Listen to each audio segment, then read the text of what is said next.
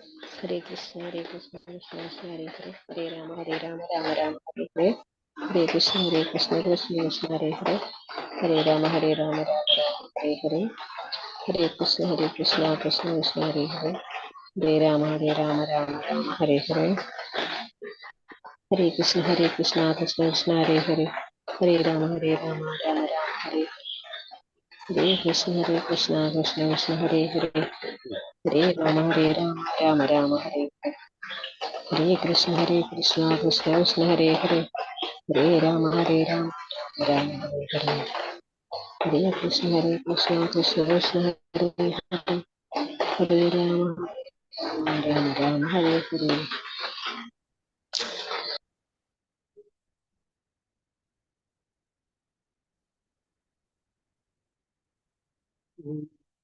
ഭഗവതേ വാസുദേവായ.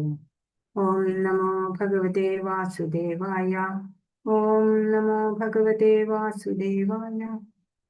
ഓം അജ്ഞാനതിമിരാന്തസ്യ ജ്ഞാനാഞ്ജനശലാഖയാ ചക്ഷുരുന്മീലിതം യേന തസ്മൈ ശ്രീ ഗുരവേ നമഃ. ഹേ കൃഷ്ണ കരുണാ സിന്ധോ ദീനബന്ധോ ജഗത്പദേ ഗോപേശ ഗോപികാകാന്ത രാധാകാന്ത നമോസ്തുതേ.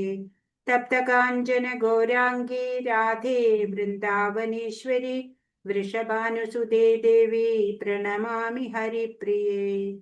ജയ ശ്രീകൃഷ്ണ ചൈതന്യ പ്രഭു നിത്യാനന്ദ ശ്രീ അദ്വൈത ഗദാധര ശ്രീവാസാദി ഗൗര ഭക്തവൃന്ദ. ഹരേ കൃഷ്ണ കൃഷ്ണ കൃഷ്ണ ഹരേ ഹരേ ഹരേ രാമ രാമ രാമ ഹരേ ഹരേ. ഹരേ കൃഷ്ണ കൃഷ്ണ കൃഷ്ണ ഹരേ ഹരേ ഹരേ രാമ രാമ രാമ ഹരേ ഹരേ. ശ്രീ ശ്രീ രാധാ ഗോവിന്ദ് കി ജയ്. ശ്രീല പ്രഭുപാദ് കി ജയ്. ഗുരു മഹാരാജ് കി ജയ്. ഹരേ കൃഷ്ണ. എല്ലാ ഭക്തർക്കും സ്വാഗതം.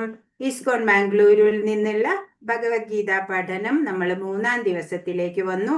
3-ാം അധ്യായം കർമ്മയോഗം. അപ്പോ നമ്മൾ ഇന്നലെ സാഖ്യയോഗം കണ്ടു അല്ലേ? അപ്പോ എന്താണ് സാഖ്യബുദ്ധിയിലൂടെ മനസ്സിനെ എങ്ങനെ ഭഗവാനിലേക്ക് ചേർത്ത് വെക്കാം എന്ന് കഴിഞ്ഞ അധ്യായത്തില് നമ്മൾ കാണുകയാണ്. സ്വധർമാനുഷ്ഠാനം എന്നുള്ള ആ കർമ്മയോഗം പറഞ്ഞു. നമ്മുടെ എല്ലാ കർമ്മങ്ങളും ഭഗവത് അർപ്പണമായിട്ട് ചെയ്യണം, ഭഗവത് സേവനമായിട്ട് ചെയ്യണം എന്ന് പറഞ്ഞു. ശിഷ്യത്വം സ്വീകരിച്ചു അല്ലെ? കൃഷ്ണന്റെ ശിഷ്യത്വം അർജുനൻ സ്വീകരിച്ചു.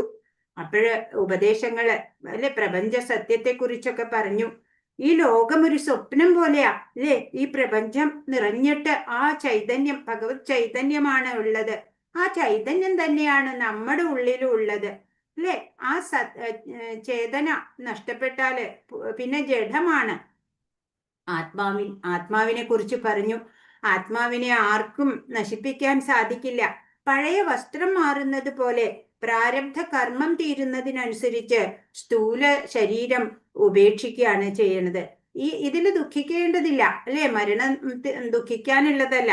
ജന്മ മൃത്യു ജരാവ്യാധി ഒന്നും നമ്മുടെ നിയന്ത്രണത്തിലുള്ളതല്ല, അപരിഹാര്യമായതാണ്. അതിനാൽ നീ വിഷമിക്കാതെ ദുഃഖിക്കാതെ സ്വധർമ്മം ചെയ്യൂ അർജുന, യുദ്ധം ചെയ്യൂ എന്നാണ്. യുദ്ധത്തിൽ നിന്ന് പിന്മാറുന്നത് ഭീരുത്വമാണ് എന്ന് ശ്രീകൃഷ്ണൻ പറഞ്ഞു.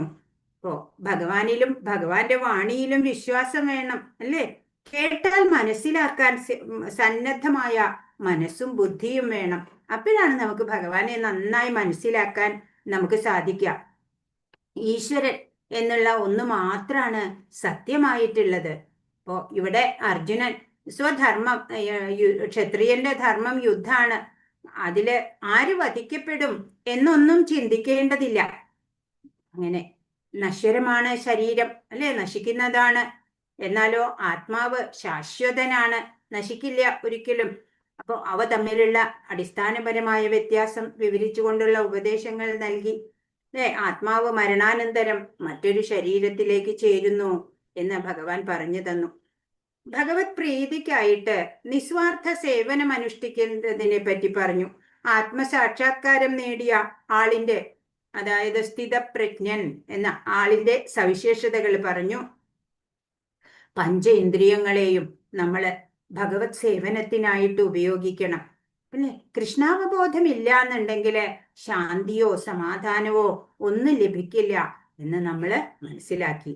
അപ്പൊ ആത്മാവിനെ, അന്തര്യാമിയായിട്ടുള്ള ആ ഈശ്വരനെ അജനാണ്, ശാശ്വതനാണ്, ആദിമനാണ് എന്നറിഞ്ഞ് സകല കർമ്മങ്ങളും ഭഗവത് അർപ്പണമായിട്ട് നമ്മൾ ചെയ്യണം. അങ്ങനെ കൂടിപ്പിഴഞ്ഞു കിടക്കുന്ന ആ വിഷയങ്ങള് പലതും പറഞ്ഞപ്പോഴ് അതൊന്ന് ഇഴപിരിച്ചെടുക്കാനായിട്ട് അർജുനൻ ചോദ്യങ്ങൾ വീണ്ടും ചോദിച്ചുകൊണ്ടിരിക്കുകയാണ്. ഒന്നാമത്തെ ശ്ലോകം. അർജുന ഉവാച ജായസി ചേത് കർമ്മണസ്തേ മതാ ബുദ്ധിർജനാർദ്ദന തത് കിം കർമ്മണി ഘോരേ മാം നിയോജയസി കേശവ. അർജുനൻ പറഞ്ഞു, ഹേ ജനാർദ്ദന, അല്ലയോ കേശവ, ഫലകാംക്ഷയോടെ ചെയ്യുന്ന കർമ്മത്തെക്കാൾ ശ്രേഷ്ഠമാണ് ബുദ്ധി എന്ന് കരുതുന്നുവെങ്കിൽ അങ്ങ് എന്തിനാണ് എന്നെ ക്രൂരമായ ഈ യുദ്ധത്തിന് പ്രേരിപ്പിക്കുന്നത്? ഘോരേ കർമ്മണി എന്നാ പറഞ്ഞെ, ഈ ഘോരമായ കർമ്മം അല്ലെ, ക്രൂരകർമ്മം, യുദ്ധം എന്തിനാ ഞാൻ ചെയ്യുന്നത്?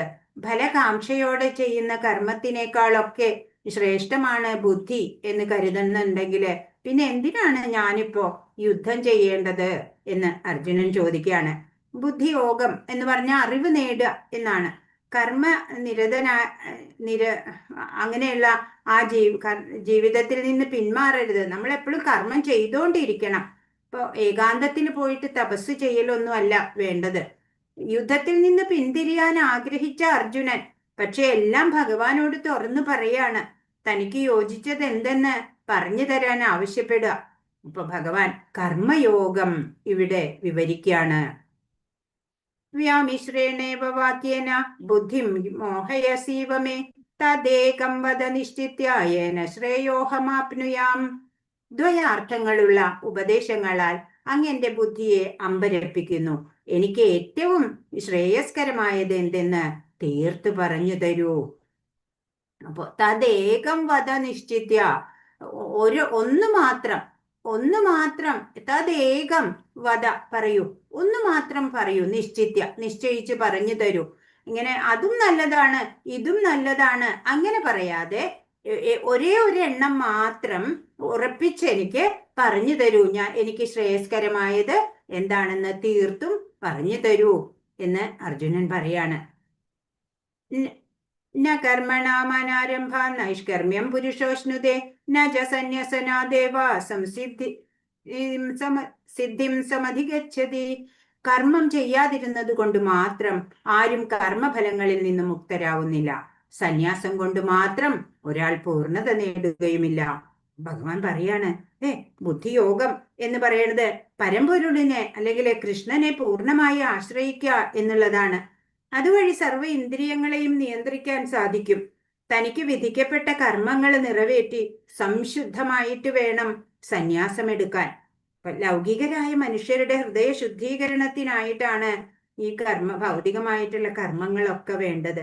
അപ്പോ അങ്ങനെ കർമ്മം ചെയ്ത് കർമ്മവാസന നശിക്കാതെ സന്യാസം സ്വീകരിച്ചാല് വിജയിക്കാൻ സാധിക്കില്ല എന്നാണ്. ഇപ്പൊ സദാ പ്രവർത്തിച്ചു കൊണ്ടിരിക്കുന്ന ആത്മാവ്, ഇപ്പൊ ശരീരോ ആത്മാവിനാൽ പ്രവർത്തിപ്പിക്കപ്പെടേണ്ട ഒരു ജഡവാഹനാണ് ശരീരം. എന്ന് വെച്ചാൽ ശരീരം പഞ്ചഭൂത നിർമ്മിതമാണ്, അത് ജഡമാണ്. അതിന് ചേതന കൊടുക്കുന്നത് ആത്മാവാണ് നമ്മൾ പറഞ്ഞു. അപ്പോ ഭഗവാൻ പറയാണ്, കർമ്മം ചെയ്യാണ്ടിരുന്നത് കൊണ്ട് മാത്രം ഈ കർമ്മഫലത്തിൽ നിന്ന് മുക്തരാവില്ല. കാരണം ശരീരം കൊണ്ട് ചെയ്തില്ലെങ്കിലും മനസ്സുകൊണ്ട് അല്ലെ, ഓരോ ചിന്തയും ഓരോ കർമ്മം തന്നെയാ. സന്യാസം കൊണ്ടോ മാത്രം ഒരാൾക്ക് പൂർണ്ണത നേടാനും സാധിക്കില്ല എന്ന്. 9ാമത്തെ ശ്ലോകം. യജ്ഞാർത്ഥാത് കർമ്മണോന്യത്ര ലോകോയം കർമ്മബന്ധന തദർത്ഥം കർമ്മ കൗന്ദേയ മുക്തസംഗ സമാചര. കർമ്മം വിഷ്ണുവിനായുള്ള യജ്ഞം എന്ന നിലയിൽ അനുഷ്ഠിക്കേണ്ടതാണ്. അല്ലെങ്കിൽ അത് മനുഷ്യനെ ഭൗതിക ലോകത്തോട് കൂടുതൽ ബന്ധിക്കുകയേ ഉള്ളൂ. കുന്തിപുത്ര, നിന്റെ നിർദ്ദിഷ്ട കർമ്മങ്ങളെ ഭഗവാന്റെ സംതൃപ്തിക്കായി നിർവഹിക്കൂ. അങ്ങനെ ചെയ്താൽ നിനക്ക് എന്നെന്നും ബന്ധമുക്തനായിരിക്കാം. അപ്പൊ പറയാണ്, കൃഷ്ണാവബോധത്തോടെ പ്രവർത്തിക്കാത്ത കപടനാട്യക്കാരുണ്ട്. ധ്യാനം അഭിനയിക്കും അല്ലെ? മനസ്സുകൊണ്ടോ ഇന്ദ്രിയ സുഖങ്ങളിലൊക്കെ മുഴുകും. ഇപ്പൊ ഈ സാമൂഹ്യ മര്യാദ അനുസരിച്ച് ഇന്ദ്രിയ സുഖമൊക്കെ നമുക്ക് അനുവദനീയം തന്നെയാണ്. തന്റെ സ്ഥിതിക്ക് അനുസരിച്ചിട്ടുള്ള നിബന്ധനകൾ അംഗീകരിക്കുക. അങ്ങനെ കർമ്മങ്ങൾ ചെയ്ത് നമ്മൾ ജീവിത ശുദ്ധി നേടാൻ സാധിക്കും. കർമ്മേന്ദ്രിയങ്ങളുടെ റെഗുലേറ്റ് ചെയ്യുക, കൺട്രോൾ ചെയ്യാൻ ഫുള്ളി പറ്റില്ല. അങ്ങനെ കർമ്മം ചെയ്യുക, ഫലമൊക്കെ ഭഗവാനാ നിശ്ചയിക്കുന്നത്, അല്ലെ? ഈശ്വരേച്ഛ എന്ത് തന്നെയായാലും ഞാനത് സ്വീകരിക്കും എന്നുള്ള ഒരു ഉറപ്പുണ്ടാവണം നമുക്ക്. 13ാമത്തെ ശ്ലോകം. യജ്ഞശിഷ്ടാശിനഃ സന്തോ മുച്യന്തേ സർവകിൽബിഷൈ ഭുഞ്ജതേ തേ ത്വഖം പാപാ യേ പചന്ത്യാത്മകാരണാത്. യജ്ഞത്തിൽ നിവേദിക്കപ്പെടുന്ന അന്നം ഭക്ഷിക്കുന്നത് കൊണ്ട് ഭഗവത് ഭക്തന്മാർ സർവപാപങ്ങളിൽ നിന്നും മുക്തരാകുന്നു. ഇപ്പൊ പ്രസാദമായിട്ട് ഭക്ഷണം കഴിക്കുക, അല്ലെ? ഭഗവാന് നിവേദിച്ചിട്ട് അത് പ്രസാദമായിട്ട് കഴിക്കുക. അപ്പൊ സർവപാപങ്ങളിൽ നിന്നും മുക്തരാവും എന്നാണ്. സ്വയം ആസ്വദിക്കാൻ വേണ്ടി മാത്രം ഭക്ഷണം ഉണ്ടാക്കുന്നവൻ പാപത്തെയാണ് ഭുജിക്കുന്നത്, അല്ലെ? നമ്മൾ ഭക്ഷണം ഉണ്ടാക്കണു, നമ്മൾ തന്നെ അത് കഴിക്കണു, അത് പാടില്ല. അത് പാപമാണ്. ഭഗവാന് ഓഫർ ചെയ്ത് കഴിഞ്ഞിട്ട് അത് നമ്മുടെ പ്രസാദമായിട്ട് നമുക്ക് കഴിക്കാം. ഈ കർമ്മഫലം എന്നുള്ളതുണ്ടല്ലോ, ഒരു വിത്ത് പൊട്ടി മുളയ്ക്കുന്നത് പോലെയാണ് കർമ്മഫലം. ചെയ്ത തെറ്റിന് ഉടനടി അല്ല ഫലം ലഭിക്കുക, അനേക ജന്മത്തിന് ശേഷമാവും ചിലപ്പോൾ, അല്ലെ? ഈ പല വിത്തുകൾക്ക് മുളയ്ക്കാനുള്ള കാലയളവ് പലതാണ്, അല്ലെ? ചീരയുടെ വിത്തൊക്കെ പെട്ടെന്ന് മുളയ്ക്കും, മുളകിന്റെ വിത്തൊക്കെ. പക്ഷെ ആൽമരത്തിന്റെ വിത്തൊക്കെ കുറെ സമയം എടുക്കും മുളയ്ക്കാൻ. അങ്ങനെ അതുപോലെയാണ് കർമ്മഫലങ്ങള്. കർമ്മഫലം അനുഭവിക്കാൻ എപ്പോഴാണ് അനുഭവിക്കേണ്ടി വരിക നമുക്ക് പറയാൻ പറ്റില്ല. അത് കാണിക്കുന്ന ഉദാഹരണമായിട്ട് ഒരു കഥ പറയട്ടെ. ഇപ്പൊ ധൃതരാഷ്ട്രരുടെ 100 മക്കളും യുദ്ധത്തിൽ മരിക്കുന്നുണ്ട്, അല്ലെ? ഇപ്പൊ എന്തുകൊണ്ടാണ് എൻ്റെ എല്ലാ മക്കളും മരിക്കുന്നത് എന്ന് കൃഷ്ണനോട് ചോദിക്കുകയാണ്. അപ്പോൾ കൃഷ്ണൻ പറഞ്ഞു, 50 ജന്മം മുമ്പ് അങ്ങ് ഒരു പക്ഷിയെ അമ്പെയ്തു. പക്ഷി കിട്ടിയില്ല, പക്ഷി പറന്നുപോയി. അപ്പൊ അങ്ങനെ ദേഷ്യപ്പെട്ട് അങ്ങ് അവയുടെ 100 മുട്ടകൾ തട്ടിയെടുത്ത് നശിപ്പിക്കുകയുണ്ടായി. അപ്പോഴ് അതിന്റെ ഫലമായിട്ടാണ് 100 മക്കൾ മരിച്ചത് എന്ന് പറയാണ്. അപ്പോഴ് ധൃതരാഷ്ട്രർ ചോദിച്ചു, അത് 50 ജന്മം മുമ്പല്ലേ എന്ന്. അപ്പോ പറഞ്ഞു, ഈ 50 ജന്മങ്ങൾ കഴിഞ്ഞിട്ടാണ് ഫലം അനുഭവിക്കേണ്ടി വന്നത്. കാരണം 50 ജന്മം പുണ്യം ചെയ്യേണ്ടി വന്നു 100 പുത്രരുണ്ടാവാൻ എന്ന്. അപ്പോ എത്രയോ ജന്മങ്ങൾക്ക് മുമ്പ് ചെയ്ത കർമ്മഫലം പോലും നമുക്ക് ഇനിയും അനുഭവിക്കാൻ ബാക്കി കിടക്കുന്നുണ്ടാവാം. അപ്രതീക്ഷിതമായ പല കർമ്മഫലവും നമുക്കും വന്നു ചേരും. കൃഷ്ണാവബോധം എല്ലാ പാപത്തെയും തടയും എന്നാണ്. നാമജപത്തിലൂടെ എല്ലാ ദുഷ്കൃതവും നീങ്ങും എന്നാണ്. അതിനാ നമ്മൾ നാമം ജപിക്കണേ. ചൈതന്യ മഹാപ്രഭു ഹരേ കൃഷ്ണ മഹാമന്ത്രം പറഞ്ഞു തന്നു, അല്ലേ? സർവപാപഹരമാണ് നാമജപം. നിർബന്ധേ കൃഷ്ണ സംബന്ധേ യുക്ത വൈരാഗ്യമുച്യതേ. ഭൗതികതയിലൊക്കെ ആസക്തി വെക്കാതെ ഭഗവാനില് ആസക്തി വെക്കാം, ഭഗവാനെ കിട്ടണം. അതേ ഒരേ ഒരു ആഗ്രഹത്തോടെ നാമജപത്തിലൂടെ എല്ലാ പാപങ്ങളിൽ നമുക്ക് നിർമാർജനം ചെയ്യാം എന്നാണ്. ഹരേ കൃഷ്ണ. അപ്പൊ നമ്മള് ഇങ്ങനെ ഭക്ഷണമൊക്കെ ശുദ്ധമായിട്ട് ഉണ്ടാക്കുക, ഉള്ളികളൊക്കെ ഒഴിവാക്കുക, ചായ കാപ്പി ഒന്നും വേണ്ട. അങ്ങനെ നമ്മള് ശുദ്ധമായിട്ട് തയ്യാറാക്കി ഭഗവാൻ ഓഫർ ചെയ്യുക, എന്നിട്ട് അത് പ്രസാദമായിട്ട് കഴിക്കുക. കണ്ടോ, ഇസ്കോൺ ഡിവോട്ടീസ് ഒക്കെ ഇങ്ങനെയാ എല്ലാം ഉണ്ടാക്കിയിട്ട് അതിലൊക്കെ ഓരോ തുളസി ഇല വെക്കും, എന്നിട്ട് ഭഗവാൻ ഓഫർ ചെയ്യുമ്പോൾ ഭഗവാൻ അത് സ്വീകരിക്കുന്നു. 14. അന്നാത് ഭവന്തി ഭൂതാനി പർജന്യാദന്ന സംഭവ യജ്ഞാത് ഭവതി പർജന്യോ യജ്ഞകർമ്മ സമുദ്ഭവ. എല്ലാ ജീവജാലങ്ങളും ധാന്യങ്ങൾ കൊണ്ട് ജീവിക്കുന്നു. അതാകട്ടെ മഴ മൂലമുണ്ടാകുന്നു. മഴ യജ്ഞത്തിൽ നിന്നുണ്ടാകുന്നു. യജ്ഞങ്ങൾ വിധിപ്രകാരമുള്ള കർമ്മങ്ങളിൽ നിന്നും. ഇതിങ്ങനെ ഒരു സൈക്കിള് പോലെയാണ് യജ്ഞചക്രം. എന്താണ്, എല്ലാ ജീവജാലങ്ങൾക്കും വേണം, ധാന്യങ്ങൾ വേണം, അല്ലേ? അത് കഴിച്ചിട്ടാ ജീവിക്കണേ. ആ ധാന്യങ്ങൾ ഉണ്ടാകുന്നതോ മഴ വേണം അല്ലെ? മഴ മൂലം. മഴ ഉണ്ടാകുന്നതോ യജ്ഞത്തിലൂടെ ഉണ്ടാകുന്നു. യജ്ഞങ്ങളോ വിധിപ്രകാരമുള്ള കർമ്മങ്ങളിലൂടെ അല്ലെ? വൈദിക വിധി അനുസരിച്ച കർമ്മങ്ങളിലൂടെയാണ് യജ്ഞം ഉണ്ടാവുന്നത്. ആ യജ്ഞത്തിലൂടെയാണ് മഴ ഉണ്ടാവും. മഴ കൊണ്ട് ധാന്യങ്ങൾ ഉണ്ടാവും. ധാന്യങ്ങൾ മൂലം ജീവജാലങ്ങള് നിലനിൽക്കുന്നു. അപ്പൊ ഇവിടെ കാണിച്ചിരിക്കുന്നത് ഒരു യജ്ഞചക്രത്തിന്റെ ആണ് ഇവിടെ കാണിച്ചിരിക്കുന്നത്. യജ്ഞചക്രമാണ്. എന്താന്ന് വെച്ചാൽ ആദ്യം എന്താ? ഭഗവാനിൽ നിന്ന് വേദങ്ങൾ വന്നു. അറിവാണ് വേദങ്ങള്. അതിൽ നിന്ന് പിന്നെ നമ്മുടെ കർമ്മം വേദവിധി അനുസരിച്ച് നമ്മൾ കർമ്മം ചെയ്തു. പിന്നെ അവിടുന്ന് അത് യജ്ഞമായിട്ട് നമ്മൾ ചെയ്തു. എല്ലാ കർമ്മങ്ങളും ഭഗവത് അർപ്പണമായിട്ട് യജ്ഞമായിട്ട് ചെയ്തു. പിന്നെ മഴയുണ്ടായി. മഴ കൊണ്ട് ധാന്യങ്ങൾ ഉണ്ടായി. ആ ധാന്യങ്ങൾ പിന്നെ നമ്മൾ സ്വാദിഷ്ടമായ ഭോജ്യം തയ്യാറാക്കി അത് ഭഗവാന്. അങ്ങനെ ഒരു സൈക്കിളാണ്, യജ്ഞചക്രമാണ് ഇവിടെ കാണിച്ചിരിക്കുന്നത്. അപ്പൊ ഇവിടെ 4 യുഗങ്ങളുണ്ട് നമുക്കറിയാം. സത്യയുഗം, ത്രേതായുഗം, ദ്വാപരയുഗം, കലിയുഗം. അപ്പോ സത്യയുഗത്തിലെ യജ്ഞം എന്തായിരുന്നു? ധ്യാനമായിരുന്നു. അന്നൊക്കെ ആയുസ്സും വളരെ കൂടുതലായിരുന്നു അല്ലെ? 10,000 60,000 വർഷമൊക്കെ അന്ന് തപസ് ചെയ്യും, ധ്യാനിച്ചിരിക്കും അന്നൊക്കെ.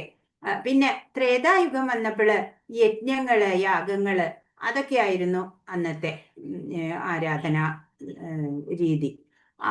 അപ്പോ അത് കഴിഞ്ഞു. പിന്നെ ദ്വാപരയുഗത്തിലോ വിഗ്രഹാരാധന, ടെമ്പിൾ വർഷിപ്പായി ദ്വാപരയുഗത്തില്. പിന്നെയോ കലിയുഗത്തിലോ ഹരിനാമ സങ്കീർത്തനം.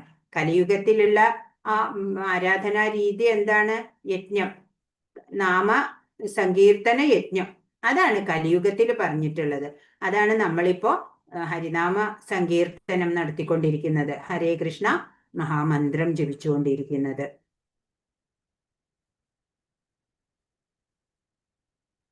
ഇവിടെ ചൈതന്യ മഹാപ്രഭുവാണ് ഇവിടെ കാണിച്ചിട്ടിരിക്കുന്നത്. ചൈതന്യ മഹാപ്രഭുവിന്റെ പാർഷദന്മാരാണ് ഇവര്.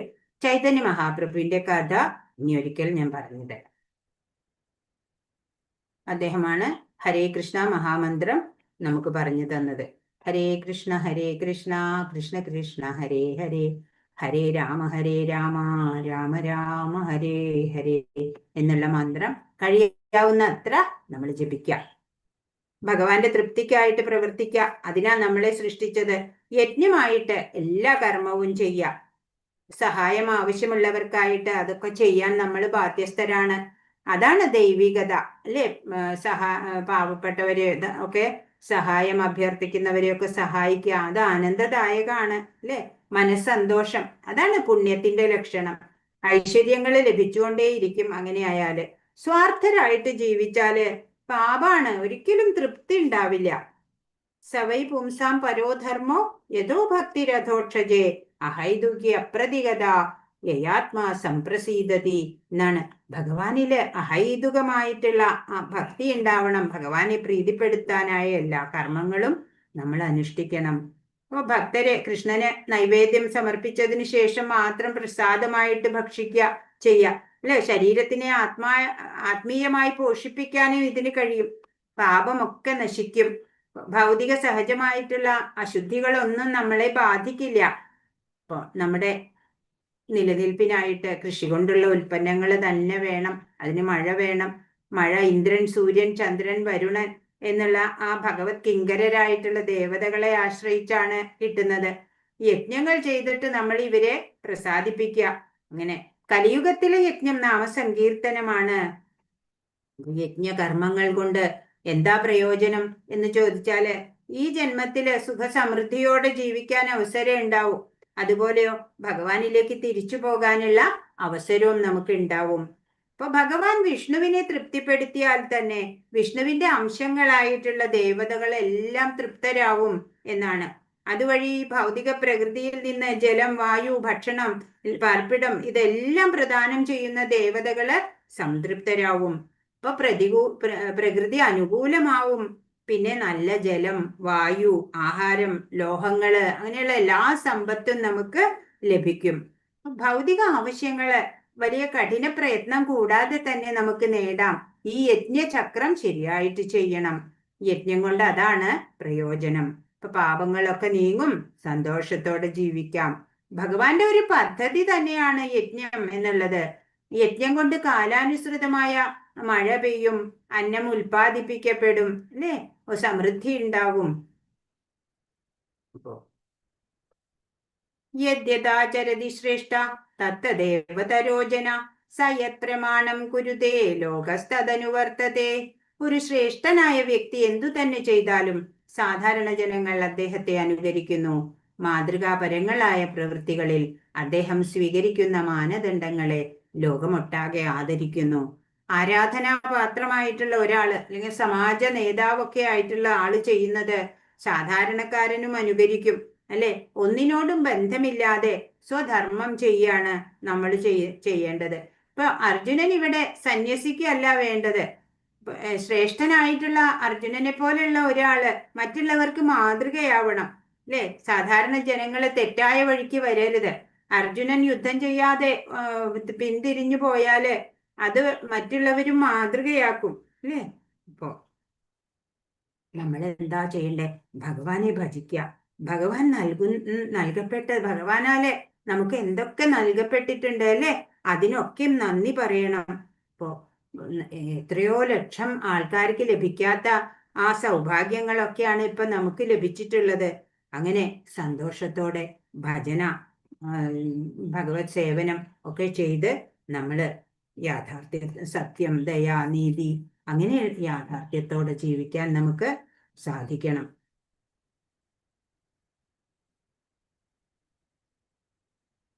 പ്രകൃതേ ക്രിയമാണാനി ഗുണൈ കർമാണി സർവശ അഹങ്കാര വിമൂഢാത്മാ കർത്താഹമിതി മന്യതേ.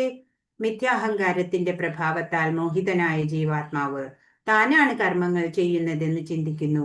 വാസ്തവത്തിൽ പ്രകൃതിയുടെ 3 ഗുണങ്ങളാണ് അവ നിർവഹിക്കുന്നത്. അപ്പോ ആരാണ് ശരിക്കും കർമ്മങ്ങൾ ചെയ്യുന്നത്? പ്രകൃതിയുടെ 3 ഗുണങ്ങളുണ്ട്. സത്വം, രജസ്, തമസ്. അതൊക്കെ നമ്മള് പോകെ പോകെ ഡീറ്റെയിൽ ആയിട്ട് പഠിക്കും. അപ്പോൾ നമ്മൾ ഇവിടെ 3 പേരിങ്ങനെ പപ്പറ്റ്സിനെ പിടിച്ചു വലിക്കുക, ഈ നൂൽപ്പാവകളെ പിടിച്ചു വലിക്കുന്ന പോലെ ഈ പ്രകൃതിയുടെ ഗുണങ്ങൾ നമ്മളെ ഇങ്ങനെ പിടിച്ചു വലിക്കുകയാണ്. അതിന്റെ അധീനതയിലാണ് നമ്മൾ ഇങ്ങനെ, അതിന്റെ പ്രഭാവത്താലെയാണ് നമ്മളിപ്പോ ചെയ്തുകൊണ്ടിരിക്കുന്നത് കർമ്മങ്ങള്. ചിലവര് സത്വ ഗുണത്തിലുള്ളവര് നല്ല നന്മയുള്ള പ്രവൃത്തി ചെയ്യും, അതല്ലാത്തവര് കഠിന പ്രയത്നം ചെയ്യും. രജോ ഗുണമുള്ളവര്, തമോ ഗുണത്തിലുള്ളവരോ ആലസ്യത്തോടെ കർമ്മരഹിതമായിട്ട് ജീവിതം നയിക്കും. അങ്ങനെയൊക്കെ അതൊക്കെയും പ്രകൃതി ഗുണങ്ങളുടെ പ്രഭാവത്താലാണ്. അല്ലാതെ താനാണ് കർമ്മങ്ങൾ ചെയ്യുന്നത് എന്ന് ജീവാത്മാവ് ധരിക്കേണ്ടതില്ല, അല്ലെ? ഭൗതിക പ്രകൃതിയുടെ 3 ഗുണങ്ങളാണ് എല്ലാ കർമ്മങ്ങൾക്കും ആധാരം എന്ന്. 30-ാമത്തെ ശ്ലോകം. മയി സർവാണി കർമാണി സന്യസ്യാധ്യാത്മചേതസ നിരാശീർ നിർമ്മമോ ഭൂത്വാ യുധ്യസ്വ വിഗതജ്വര. അല്ലയോ അർജുന, നിന്റെ കർമ്മങ്ങളെല്ലാം എനിക്കായി അർപ്പിച്ചുകൊണ്ട് എന്നെക്കുറിച്ചുള്ള പൂർണ്ണജ്ഞാനത്തോടെ ലാഭേച്ഛയോ ഉടമസ്ഥാവകാശബോധമോ അലസതയോ കൂടാതെ യുദ്ധം ചെയ്യൂ.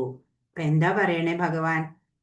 എല്ലാ കർമ്മങ്ങളും നീ ചെയ്യുന്നതുണ്ടല്ലോ, അത് എനിക്കായി അർപ്പിച്ചുകൊണ്ട് എന്നെക്കുറിച്ചുള്ള പൂർണ്ണജ്ഞാനത്തോടെ ലാഭേച്ഛയോ ഉടമസ്ഥാവകാശ ബോധമോ അലസതയോ കൂടാതെ യുദ്ധം ചെയ്യൂ. അപ്പൊ ഒരു കർമ്മം ചെയ്യുമ്പോൾ ഞാനാണ് ചെയ്യുന്നത് എന്നുള്ള ബോധം നമുക്ക് ഉണ്ടാവരുത്. ഇന്ന ഫലം കിട്ടണം എന്നുദ്ദേശിച്ചാവരുത് നമ്മൾ കർമ്മം ചെയ്യണത്. എല്ലാ കർമ്മങ്ങളും ഭഗവാനായി അർപ്പിച്ചുകൊണ്ട് ഭഗവത് ആജ്ഞ അനുസരിച്ച് നമ്മൾ ചെയ്യണു, ഭഗവാന്റെ പ്രീതിക്കായിട്ട്. ഫലം നമ്മൾ ആഗ്രഹിക്കേണ്ടതില്ല.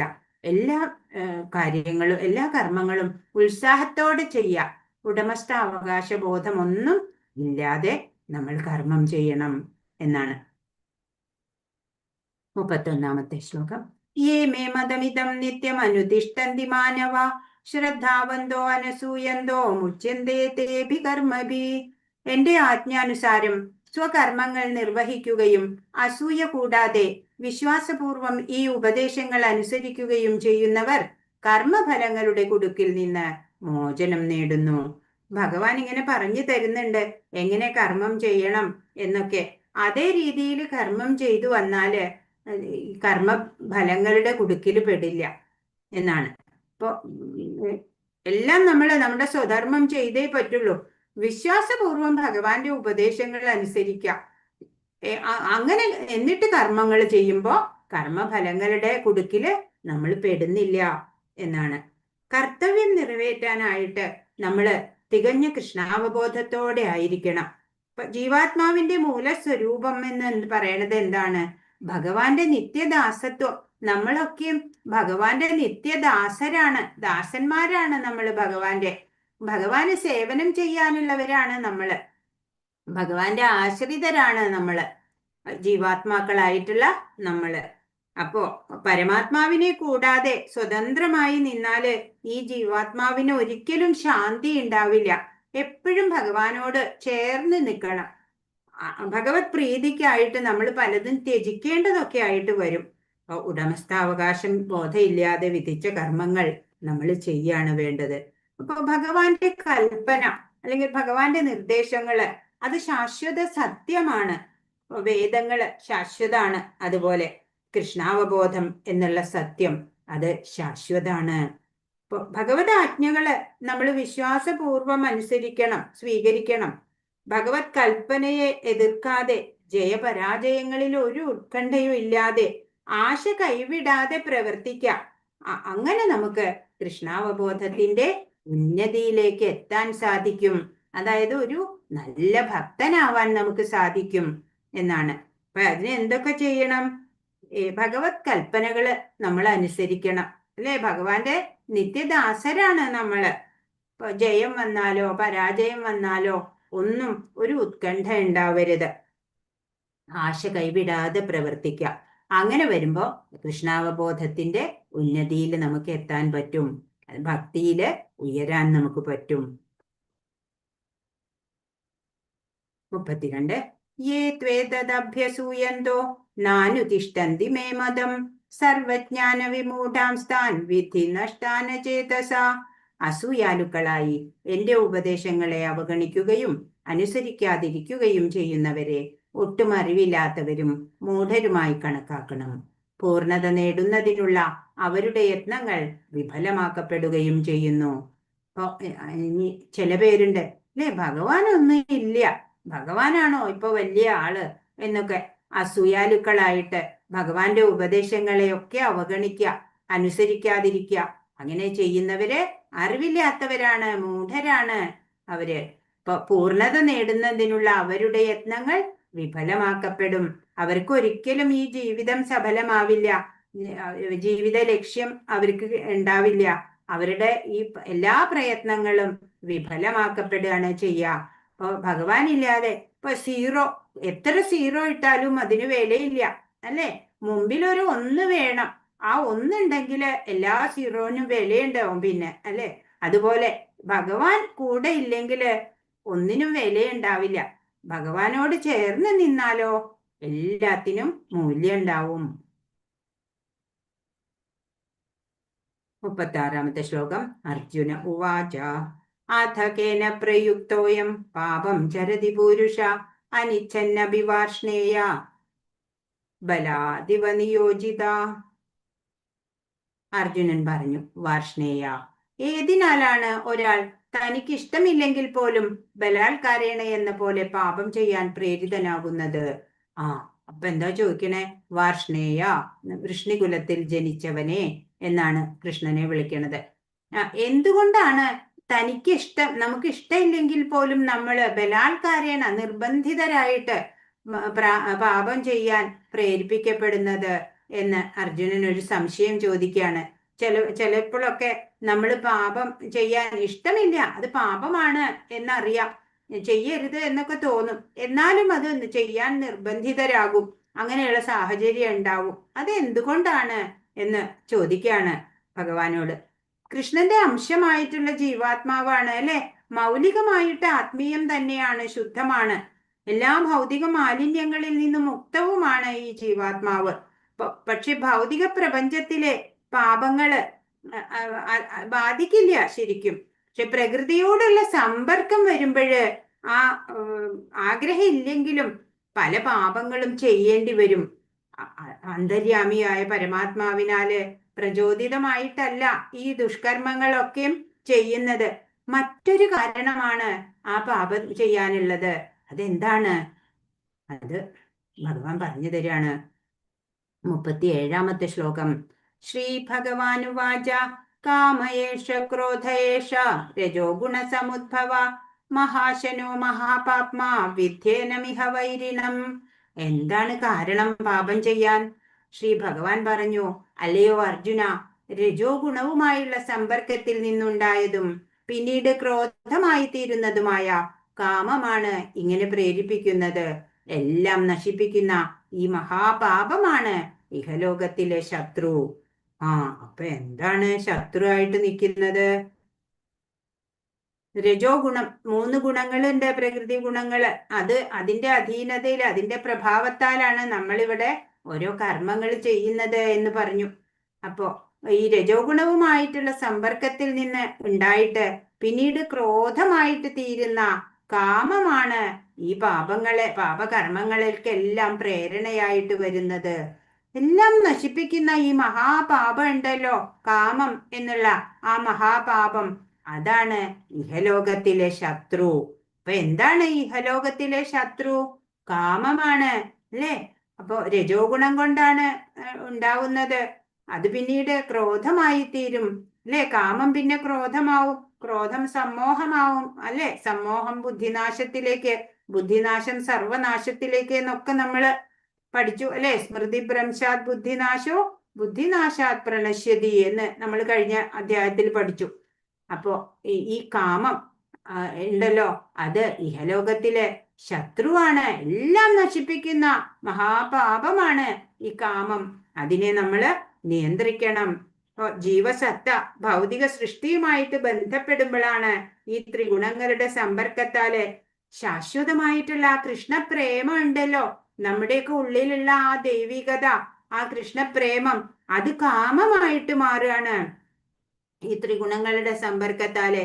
പാല് പുളിരസത്തിന്റെ ആ സമ്പർക്കത്താല് തൈരായിട്ട് മാറും. അതേപോലെയാണ് നമ്മുടെ ഉള്ളിലുള്ള ദൈവികത അല്ലെങ്കിൽ കൃഷ്ണപ്രേമമുണ്ടല്ലോ, അത് ഈ ത്രിഗുണങ്ങളുടെ സമ്പർക്കത്താല് കാമമായി മാറും. പൂർത്തീകരിക്കാത്ത കാമം പിന്നെ ക്രോധമായിട്ടും മിഥ്യയായിട്ടും മാറും. അങ്ങനെയുള്ള കാമമാണ് ശുദ്ധ ജീവനെ ഭൗതിക ലോകത്തില് ബന്ധനാക്കി ഇടുന്നത്. ഇവിടുന്ന് മോചനം ഇല്ല, അല്ലെ? ഈ കാമക്രോധങ്ങളുടെ പിടിയിൽ പെട്ടിട്ട് ഈ ജീവാത്മാവിന് ഇവിടുന്ന് ഈ ഭൗതികതയിൽ നിന്ന് മോചനം കിട്ടുന്നില്ല. ഇവിടെ തന്നെ ഇങ്ങനെ ജനിമൃതികളാകുന്ന ചക്രത്തിൽ കിടന്ന് കറങ്ങേണ്ടി വരികയാണ്. ഇത് ജീവാത്മാവിന് ശത്രുവാണ്. നിർദ്ദിഷ്ട കർമാനുഷ്ഠാനങ്ങളിലൂടെ നമ്മള് ഈ കാമത്തിനെ ജയിക്കണം, അല്ലെ? നിത്യ ശത്രുവായിട്ടുള്ള കാമവാസനയുണ്ടല്ലോ, ഈ ജന്മത്തിൽ മാത്രമല്ല അടുത്ത ജന്മങ്ങളിലും എല്ലാം നമ്മുടെ ശത്രുവായി തന്നെ തുടരും. അതുകൊണ്ട് നമ്മൾ ഈ കാമത്തിനെ മുളയിലേ നുള്ളണം. ആദ്യമേ തന്നെ കാമത്തിനെ നിയന്ത്രിക്കണം. അതല്ലെങ്കിൽ നമുക്ക് ശ്രേയസ് ഉണ്ടാവില്ല, നമുക്ക് ഭക്തി ഉണ്ടാവില്ല, ഭഗവാനെ അറിയാൻ നമുക്ക് സാധിക്കില്ല. ഹരേ കൃഷ്ണ. 38. ധൂമേനാമ്രിയതേ വന്യർ യഥാദർശോ മലേന ച യഥോൽപേനാവൃതോ ഗർഭസ്തഥാ തേനേതമാവൃതം. ഇപ്പോ ഉദാഹരണങ്ങളിലൂടെ ഒന്നും കൂടെ മനസ്സിലാക്കി തരാണ്. പുക തീയിനെ എന്ന പോലെയും പൊടി കണ്ണാടിയെ എന്ന പോലെയും ഗർഭാശയം ഭ്രൂണത്തെ എന്ന പോലെയും ജീവാത്മാവിനെ വ്യത്യസ്തമായ അളവുകളിലുള്ള കാമം ആവരണം ചെയ്തിരിക്കുന്നു. ഏതൊക്കെ പോലെയാണ്? ഈ പുക തീയിനെ മറയ്ക്കും, അല്ലെ? അതുപോലെ കണ്ണാടിയിലൊക്കെ പൊടി പറ്റിക്കഴിഞ്ഞാല് ആ പൊടി കണ്ണാടിയെ മറയ്ക്കും. അതുപോലെ ഈ ഗർഭാശയ ഭിത്തി ആ ഭ്രൂണത്തിനെ മറയ്ക്കും, അല്ലെ? ജീവാത്മാവിനെ. അങ്ങനെ പലതരത്തില് വ്യത്യസ്തമായ അളവുകളിലുള്ള കാമമുണ്ടല്ലോ, അത് ഈ ജീവാത്മാവിനെ ആവരണം ചെയ്തിരിക്കുകയാണ്. പലർക്കും പല രീതിയിലാണ് ഈ കവറിങ് ആവരണം. ചിലർക്ക് സ്ലൈറ്റ് ആയിട്ട് ഉണ്ടാവുള്ളൂ, ചിലർക്ക് വളരെ സ്ട്രോങ് ആയിട്ടായിരിക്കും ഈ ആവരണം ഉള്ളത്. മനസ്സിലാവുണ്ടോ? ഈ ഉദാഹരണം പറയണത് പെട്ടെന്ന് മനസ്സിലാക്കാൻ വേണ്ടിയാ. അപ്പൊ ഈ കാമം മൂടിയിരിക്കുകയാണ് ജീവാത്മാവിനെ. അജ്ഞതയാകുന്ന ഈ തമസ്സുകൊണ്ട് ഇങ്ങനെ മൂടിയിരിക്കുകയാണ് കാമത്തിലൂടെ. അത് ഏതുപോലെ എന്നാ പറയണേ? പുക തീയിനെ എന്ന പോലെയും പൊടി കണ്ണാടിയെ എന്ന പോലെയും ഗർഭാശയം ഭ്രൂണത്തെ എന്ന പോലെയും ഈ ജീവാത്മാവിനെ വ്യത്യസ്തങ്ങളായ അളവുകളിലുള്ള കാമം ആവരണം ചെയ്തിരിക്കുകയാണ്. ഇനിയിപ്പൊ ഈ ആവരണത്തിനെയൊക്കെ പൊട്ടിച്ചെറിയാൻ എന്താ ചെയ്യണ്ടേ? ഇന്ദ്രിയാണി മനോബുദ്ധിരസ്യാധിഷ്ഠാനമുച്യതേ ഏതൈർവിമോഹയത്യഷ ജ്ഞാനമാവൃത്യ ദേഹിനം. ഇന്ദ്രിയങ്ങൾ, മനസ്സ്, ബുദ്ധി എന്നിവയാണ് കാമത്തിന്റെ ഇരിപ്പിടങ്ങൾ. അവയിൽ കൂടി കാമം യഥാർത്ഥ ജ്ഞാനത്തെ ആവരണം ചെയ്ത് ജീവസത്തയെ മോഹിപ്പിക്കുന്നു. അപ്പോ എവിടെയൊക്കെയാണ് ഈ കാമത്തിന്റെ ലൊക്കേഷൻസ്? സ്ട്രാറ്റജിക് ലൊക്കേഷൻസിലാണ് ചെന്നു കൂടിയിരിക്കുന്നത് ഈ കാമം. ഇന്ദ്രിയങ്ങള്, മനസ്സ്, ബുദ്ധി, ഇതൊക്കെയാണ് അത്രേ കാമത്തിന്റെ ഇരിപ്പിടങ്ങള്. അവിടെയൊക്കെയാണ് കാമം ഇങ്ങനെ ചെന്ന് ഇരിക്കണത്. ഇന്ദ്രിയങ്ങളില്, മനസ്സില്, ബുദ്ധിയില്. അവയിൽ കൂടിയാണ് ഈ കാമം യഥാർത്ഥ ജ്ഞാനത്തെ ആവരണം ചെയ്ത് ജീവസത്തയെ മോഹിപ്പിക്കുന്നത്. കാര്യാകാര്യ വിവേക ബുദ്ധിയൊക്കെ നശിക്കും കാമം പിടിപെടുമ്പോൾ, അല്ലെ? ഈ കാമം എവിടെയാ ഉള്ളത്?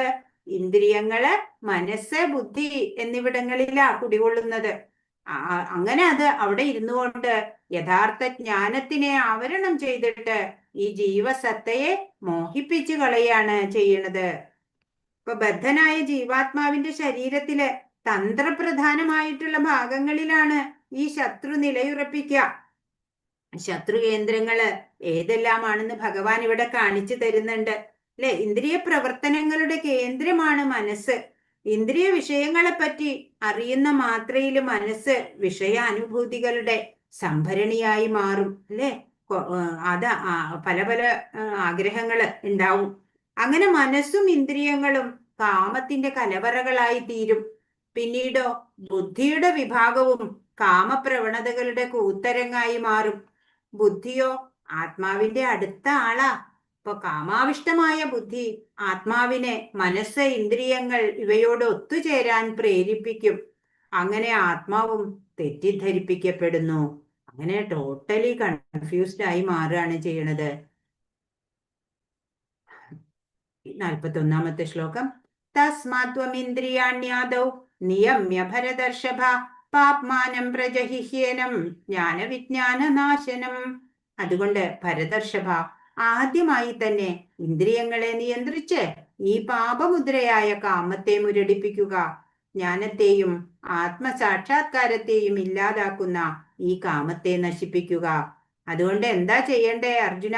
പറഞ്ഞു തരാം. എന്താണ്? ആദ്യമായിട്ട് ഇന്ദ്രിയങ്ങളെ നിയന്ത്രിക്കണം. എന്നിട്ട് ഈ പാപമുദ്രയായിട്ടുള്ള കാമത്തിനെ മുരടിപ്പിച്ചു കളയണം. അപ്പോഴാണ് ഈ ജ്ഞാനത്തിനെയും ആത്മസാക്ഷാത്കാരത്തെയും ഇല്ലാതാക്കുന്ന കാമത്തെ പുറന്തള്ളാൻ നമുക്ക് സാധിക്കുള്ളൂ എന്ന് ട്രിക്സ് ഒക്കെ പറഞ്ഞു കൊടുക്കാണ് ഭഗവാൻ, അല്ലെ?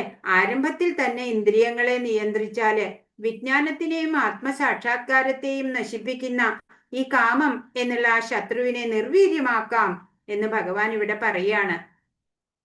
ആത്മാവ് ശരീരമല്ല, അല്ലെ? ശരീരം വേറെയാണ്, ആത്മാവ് വേറെയാണ്. അതാണ് ജ്ഞാനം. അപ്പൊ ആത്മാവിനെ കുറിച്ചുള്ള സവിശേഷ ജ്ഞാനം, അതിനെ വിജ്ഞാനം എന്ന് പറയും. അത് അനുഭവിച്ചറിയാനുള്ളതാ. അതുകൊണ്ട് അത് വിജ്ഞാനമാവുന്നത്. ജീവന്റെ മൂലസ്വരൂപത്തിനെ, അതിന് പരമാത്മാവുമായുള്ള ബന്ധത്തെയും കുറിച്ചുള്ള അറിവാണ് അത്. ഇത് ആശ്ചര്യകരാണ്, അതിരഹസ്യമാണ്, അല്ലെ? ആത്മാവിനെ കുറിച്ചുള്ള അറിവ്. ഇപ്പൊ ഭഗവാൻ സ്വയം നമുക്ക് അതൊക്കെ പറഞ്ഞു തന്നു. ഭഗവത് അംശങ്ങളാണ് നമ്മൾ, ജീവാത്മാക്കളായിട്ടുള്ള നമ്മള്. അവിടുത്തെ സേവനമാണ് നമ്മുടെയൊക്കെ കർത്തവ്യം, അല്ലെ? ഭഗവാന്റെ സേവനം അതാണ് നമ്മുടെ കർത്തവ്യം. ഈശ്വര പ്രേമത്തിന്റെ ആ വികല രൂപം അല്ലെങ്കിൽ പ്രതിബിംബം എന്നൊക്കെ പറയാം. ആ കൃഷ്ണപ്രേമത്തിന്റെ വികല രൂപമാണ് കാമം എന്നുള്ളത്. എന്താ വേണ്ടത്? നമ്മള് ഇന്ദ്രിയ സംയമനം വേണം, അല്ലെ? ആധ്യാത്മജ്ഞാന അർജനം കൊണ്ട് ബുദ്ധിയെ പ്രബലമാക്കണം നമ്മള്. അല്ലെ? അപ്പോഴാണ് നമ്മുടെ ഉള്ളിലുള്ള ആ കൃഷ്ണപ്രേമം ശരിയായിട്ട് വികസിക്കുള്ളൂ. ഇപ്പൊ അതിനെയൊക്കെ ഈ കാമത്താലെ ഈ ജ്ഞാനത്തിനെയൊക്കെ കാമം മൂടിക്കളഞ്ഞിരിക്കുകയാണ്. അപ്പൊ അതിനെയൊക്കെ നമ്മള് നിയന്ത്രിക്കണം എന്ന് ഭഗവാൻ പറഞ്ഞു തരികയാണ്. 42-ാമത്തെ ശ്ലോകം. ഇന്ദ്രിയാണി പരാണ്യാഹൂരിന്ദ്രിയേഭ്യ പരം മനസസ്തു പരാ ബുദ്ധിർയോ ബുദ്ധേ പരതസ്തു യാ. അപ്പോ ഈ ജഡപദാർത്ഥങ്ങളെക്കാൾ ഉത്കൃഷ്ടങ്ങളാണ് കർമ്മേന്ദ്രിയങ്ങൾ. മനസ്സ് ഇന്ദ്രിയങ്ങളെക്കാൾ ശ്രേഷ്ഠമാണ്. ബുദ്ധി മനസ്സിനെയും കടന്നു നിൽക്കുന്നു. ആത്മാവ് ബുദ്ധിയേക്കാൾ ഉന്നതനാണ്. ജഡപദാർത്ഥം എന്ന് വെച്ചാൽ നമ്മുടെ ശരീരം ജഡമാണ് പറഞ്ഞു, പഞ്ചഭൂത നിർമ്മിതം. അപ്പൊ ആ ജഡപദാർത്ഥത്തിനേക്കാൾ ഉത്കൃഷ്ടമാണ് കർമ്മേന്ദ്രിയങ്ങള്, നമ്മുടെ ഇന്ദ്രിയങ്ങള്. മനസ്സോ ഇന്ദ്രിയങ്ങളെക്കാളും ശ്രേഷ്ഠമാണ്. ബുദ്ധി മനസ്സിനെയും കടന്നു നിൽക്കുന്നു, അതുക്കും മേലെയാ. പിന്നെ ആത്മാവോ ബുദ്ധിയേക്കാൾ ഉന്നതനാണ്. ഏറ്റവും ഉന്നതനായിട്ടുള്ളത് ആത്മാവാണ്. അപ്പോ കാമത്തിന് പ്രവർത്തിക്കാനുള്ള വിവിധ തുറകളാണ് ഇന്ദ്രിയങ്ങൾ പറഞ്ഞു. കാമത്തിന്റെ സംഭരണിയോ ശരീരം തന്നെയാ. ഇന്ദ്രിയങ്ങളിലൂടെയാണ് അതിന് പുറത്തു വരാൻ പറ്റുള്ളൂ കാമത്തിന്. ഇപ്പൊ കൃഷ്ണാവബോധമുള്ളിടത്തോ ഈ തുറകളൊക്കെ നിരുപയോഗമായിക്കോളും. അവിടെ ആത്മാവ് ഭഗവാനുമായിട്ട് നേരിട്ട് സമ്പർക്കം പുലർത്തുകയാണ് ചെയ്യണത്. എല്ലാ ശാരീരിക പ്രവർത്തനങ്ങളും അതുമൂലം പരമാത്മാവിലേക്ക് എത്തുകയും ചെയ്യും. അപ്പൊ ബുദ്ധി ഉപയോഗിച്ചിട്ട് നമ്മള് ആത്മാവിന്റെ മൂലസ്വരൂപത്തിനെ അറിഞ്ഞ് മനസ്സ് കൃഷ്ണാവബോധത്തിൽ ഉറപ്പിക്കണം. അതാണ് നമ്മള് ചെയ്യേണ്ടത്. ഇപ്പോ ഭഗവാനില് മനസ്സുറപ്പിച്ച് എല്ലാ കർമ്മങ്ങളും ചെയ്യണം. അതാണ് ഈ കർമ്മയോഗം എന്നുള്ള അധ്യായം നമുക്ക് പറഞ്ഞു തരുന്നത്. ആത്മാവിന്റെ മൂലസ്വരൂപം എന്ന് പറയണത് നമ്മളൊക്കെയും ജീവാത്മാക്കള് ഭഗവാന്റെ അംശങ്ങൾ തന്നെയാണ്. ഭഗവത് അംശമാണ്, ഭഗവാന്റെ ഭാഗമാണ്. ഭഗവാന് സേവനം ചെയ്യുക, അതാണ് നമ്മുടെ കർത്തവ്യം. നമ്മള് ഭഗവാന്റെ ആശ്രിതരാണ്. ഭഗവാന് നിത്യദാസരായിട്ടുള്ള നമ്മള് ഭഗവത് സേവനമാണ് നമ്മുടെ കർത്തവ്യമായിട്ട് കണക്കാക്കേണ്ടത്. അതാണ് നമ്മൾക്ക് ശ്രേയസ് തരുള്ളൂ. ഇവിടെ ഒരു പിക്ചർ കൊടുത്തിരിക്കുന്നത് വളരെ അർത്ഥവത്താണ്. അതെല്ലാവരും മനസ്സിലാക്കണം. എന്താണെങ്കിൽ ഇവിടെ ഒരു രഥമാണ് കൊടുത്തിരിക്കുന്നത്. ഒരു രഥത്തിന്റെ ചിത്രമാണ് ഇത്. ഈ രഥം എന്ന് പറയുന്നത് നമ്മുടെ ശരീരം തന്നെയാണ്. ഇപ്പൊ ഇവിടെ 5 കുതിരകളെ പൂട്ടിയ രഥമാണിത്. 5 കുതിരകള് എന്ന് പറയുന്നത് നമ്മുടെ പഞ്ചേന്ദ്രിയങ്ങൾ തന്നെയാ.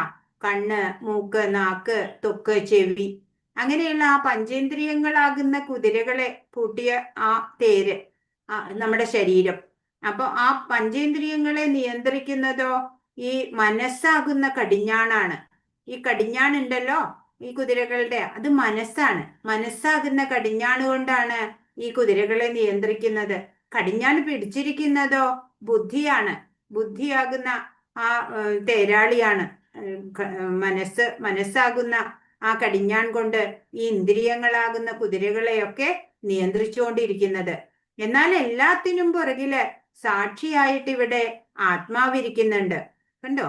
ആത്മാവാണ് എല്ലാത്തിനും മേലെയാണ്. അപ്പൊ നമ്മള് ആദ്യമേ തന്നെ ഇന്ദ്രിയങ്ങളെ നിയന്ത്രിക്കാൻ നമുക്ക് സാധിക്കണം. അപ്പോഴും മനസ്സും ബുദ്ധിയും റെഗുലേറ്റഡ് ആവും. അങ്ങനെ ആത്മാവ് ന്റെ നിർദ്ദേശാനുസരണം നമ്മൾക്ക് കർമ്മങ്ങൾ ചെയ്യാൻ സാധിക്കും. അതാണ് ഇവിടെ ഈ പിക്ചർ കൊടുത്തിരിക്കുന്നത്. നമ്മുടെ ശരീരം രഥമായിട്ട് സങ്കല്പിക്കുകയാണെങ്കിൽ ഈ കുതിരകള് നമ്മുടെ പഞ്ചേന്ദ്രിയങ്ങളാണ്. മനസ്സാകുന്ന കടിഞ്ഞാണാണ്, ബുദ്ധിയാകുന്ന തേരാളിയാണ്. ഇവിടെ സാക്ഷി രൂപത്തില് ഇവിടെ ആത്മാവുണ്ട്. അപ്പൊ അതാണ്. അപ്പൊ ആധ്യാത്മിക ജ്ഞാനം എങ്ങനെ നേടാം എന്നാണ് 4-ാമത്തെ അധ്യായത്തിൽ ഇനി നമ്മൾ കാണാൻ പോകുന്നത്. അപ്പൊ കാമരൂപി ശത്രുവിനെ ജയിക്കാം. അതിന് എന്താ നമ്മൾ ചെയ്യേണ്ടത്? ഈ കാമമാണ് ഈ നമ്മുടെ ശത്രു ആയിട്ടുള്ളത് എന്ന് പറഞ്ഞു. ജ്ഞാനത്തിനെ, നമ്മുടെ അറിവിനെയും എല്ലാത്തിനെയും മൂടുന്ന ആ ശത്രുവായിട്ടുള്ള കാമത്തിനെ ജയിക്കാൻ നമ്മൾ എന്താ ചെയ്യേണ്ടത്? പ്രഭുപാദ് പറയുന്നുണ്ട് ABCD ഫോർമുല. അത് നമ്മൾ ഫോളോ ചെയ്താല് നമുക്ക് ഈ കാമത്തിനെ ജയിക്കാൻ പറ്റും. എന്താണ് ABCD ഫോർമുല? A പറഞ്ഞാല് അസോസിയേഷൻ ഓഫ് ഡിവോട്ടീസ് ആണ്, സത്സംഗം എന്നാണ്. എന്ന് വെച്ചാൽ ഭക്തരുമായിട്ടുള്ള ഇടപഴകുക, വ്യവഹാരം ചെയ്യുക, ഭക്തരുമായിട്ട് കൂടുതൽ സമയം ചെലവഴിക്കുക. എ എന്ന് പറഞ്ഞാൽ അസോസിയേഷൻ ഓഫ് ഡിവോട്ടീസ്. ഇനി ബി എന്ന് പറഞ്ഞാൽ ബുക്സ്. പ്രഭുപാദിന്റെ ബുക്സ് ഒക്കെ അനവധി ഉണ്ട്, നമുക്ക് അതൊക്കെ വായിക്കാം. നമുക്ക് നമ്മുടെ ഭക്തിയിൽ നമുക്ക് പുരോഗതി നേടാൻ നമുക്ക് സാധിക്കും. അപ്പൊ എയും ഐ ബി. ഇനി സി പറഞ്ഞാല് ചാൻഡിങ് ആണ്. ഹരേ കൃഷ്ണ കൃഷ്ണ കൃഷ്ണ ഹരേ ഹരേ, ഹരേ രാമ രാമ രാമ ഹരേ ഹരേ എന്നുള്ള മന്ത്രം നമ്മൾ 108 തവണയെങ്കിലും ഒരു ദിവസം ജപിക്കാം. ഇപ്പൊ നിങ്ങൾ ഭഗവത്ഗീതയൊക്കെ പഠിക്കാൻ തുടങ്ങി അല്ലെ? അപ്പൊ ഒരു മാല എന്ന് പറഞ്ഞാൽ 108 മുത്തുകളുള്ള ഒരു മാലയാണ്. ആ മാലയിൽ ഒരു റൗണ്ട് ജപിച്ച ഒരു മാല ജപിച്ചു എന്ന് പറയാം. അങ്ങനെയുള്ള ഒരു മാല മന്ത്രം ജപിക്കുക. അപ്പൊ A B C for chanting. പിന്നെ ഡി എന്ന് പറഞ്ഞാൽ ഡയറ്റ് ആണ്. ഡയറ്റ് പറഞ്ഞാല് ഇപ്പൊ നമ്മൾ എന്ത് കിട്ടിയാലും കഴിക്കും അല്ലെ? പക്ഷേ അങ്ങനെയല്ല. നമ്മള് ഭഗവാന് ഇഷ്ടഭോജ്യങ്ങള് ഉണ്ടാക്കിയിട്ട് അത് ഭഗവാന് ഓഫർ ചെയ്തിട്ട് നൈവേദ്യം സമർപ്പിച്ച് ഭഗവാൻ അത് സ്വീകരിച്ചതിന് ശേഷം നമുക്കത് പ്രസാദമായിട്ട് കഴിക്കാം. അത് നമ്മുടെ മനസ്സും ശരീരവും ഒക്കെ ശുദ്ധമാക്കാൻ പോകുന്നതാണ്.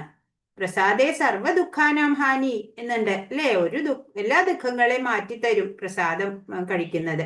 അപ്പോൾ ABCD ഫോർമുല നമ്മൾ ഫോളോ ചെയ്യുക. പിന്നെ ഹരേ കൃഷ്ണ മഹാമന്ത്രം ജപിക്കുക. അങ്ങനെയൊക്കെ വരുമ്പോ നമുക്ക് നമ്മുടെ കാമമാകുന്ന ശത്രുവിനെ ജയിക്കാൻ ഈസി ആയിട്ട് നമുക്ക് പറ്റും. ഭക്തിയിൽ പുരോഗമിക്കുക എന്നുള്ളത് വളരെ സരളമാണ്. അതിനത്ര ടഫ് ഒന്നുമല്ല. ഇപ്പൊ ചില പേര് വിചാരിക്കും വൈകുണ്ഠത്തിലൊക്കെ പോകാൻ വളരെ വിഷമാണ് എന്ന്. അല്ല, വൈകുണ്ഠത്തിൽ പോകാൻ എളുപ്പാ, നരകത്തിൽ പോവാനാ വിഷമം. നരകത്തിൽ പോണെങ്കിൽ എന്തൊക്കെ ചെയ്യണം? ഒരാളെ ഉപദ്രവിക്കണം, മോഷ്ടിക്കണം അല്ലെ, ഹിംസിക്കണം, കൊല്ലണം ജീവികളെ, അങ്ങനെ പലതും ചെയ്യണം നരകത്തിൽ പോവാൻ. എന്നാലോ വൈകുണ്ഠത്തില് പോകാനോ നമുക്ക് ഇതൊന്നും ചെയ്യണ്ട. നാമസങ്കീർത്തനം ചെയ്യുക അല്ലെ, കുറച്ച് തപശ്ചര്യയോടെ നമ്മൾ ജീവിക്കുക. നമ്മുടെ ജീവിത ചര്യ ഒക്കെ ഒന്ന് ശരിയായി ചിട്ടപ്പെടുത്തുക. കുറച്ചധികം നേരം ഭഗവത് സേവനത്തിന് നമ്മൾ വിനിയോഗിക്കുക. അത്രയൊക്കെ ചെയ്താൽ മതി. സോ സിമ്പിൾ അല്ലേ? ഭക്തിയിൽ നമുക്ക് പുരോഗതി ഉണ്ടാക്കാൻ സാധിക്കും. അപ്പോ ABCD ഫോർമുല മറക്കരുത്, നാമജപം മറക്കരുത്. പിന്നെ നമുക്ക് 4 റെഗുലേറ്റീവ് പ്രിൻസിപ്പിൾസ് ഫോളോ ചെയ്യണം എന്ന് ശ്രീല പ്രഭുപാദ് പറഞ്ഞിട്ടുണ്ട്. അതെന്തൊക്കെയാണ്? No meat eating, no gambling, no intoxication, no illicit sex എന്നാണ്. അപ്പോൾ അതെന്താണ്? No meat eating. അപ്പൊ നോൺ വെജ് ഒക്കെ ഒഴിവാക്കാൻ പറ്റുകയാണെങ്കിൽ വളരെ നല്ലതാണ്. അപ്പൊ ഒറ്റയടിക്ക് പറ്റിയില്ലെങ്കിലും ക്രമേണ അത് ചെയ്യാൻ ശ്രമിച്ചാൽ നല്ലതാണ്. എല്ലാവരെ കൊണ്ടും പറ്റില്ലെങ്കിൽ പിന്നെ അതുപോലെ പറ്റുന്ന പോലെ ചെയ്യാം. പിന്നെയോ നോ ഇൻടോക്സിക്കേഷൻ, ഈ ലഹരി പദാർത്ഥങ്ങൾ ഇൻക്ലൂഡിങ് ചായ, കാപ്പി അത് ഒഴിവാക്കാൻ പറ്റുകയാണെങ്കിൽ അത് വളരെ നല്ലതാണ്. നോ ഗാംബ്ലിംഗ്, ആരെയും വഞ്ചിക്കരുത്. വഞ്ചിക്കുക, ചതിക്കുക അല്ലെ, പറ്റിച്ചു കൊണ്ടുപോവുക, അങ്ങനെയൊന്നും ചെയ്യാതിരിക്കുക. പിന്നെ നോ ഇല്ലിസിറ്റ് സെക്സ് എന്ന് പറഞ്ഞാല് മറ്റേ അവിഹിതമായിട്ടുള്ള ലൈംഗിക ബന്ധങ്ങള് അതൊക്കെ ഒഴിവാക്കാൻ കഴിയുന്നതും ശ്രമിക്കുക. മര്യാദാപൂർവമായിട്ടുള്ള കുടുംബജീവിതം ഒക്കെ എല്ലാവർക്കും അനുവദനീയം തന്നെയാണ്. അങ്ങനെ 4 റെഗുലേറ്റീവ് പ്രിൻസിപ്പിൾസ്, ABCD ഫോർമുല, നാമജപം ഇതൊക്കെ ചെയ്യുന്നതിലൂടെ നമുക്ക് കാമം, ക്രോധം, ലോഭം ഇങ്ങനെയുള്ളതൊക്കെയും ജയിച്ച് നമ്മൾക്ക് കൃഷ്ണപ്രേമം വളർത്തിയെടുക്കാൻ സാധിക്കും എന്നാണ്.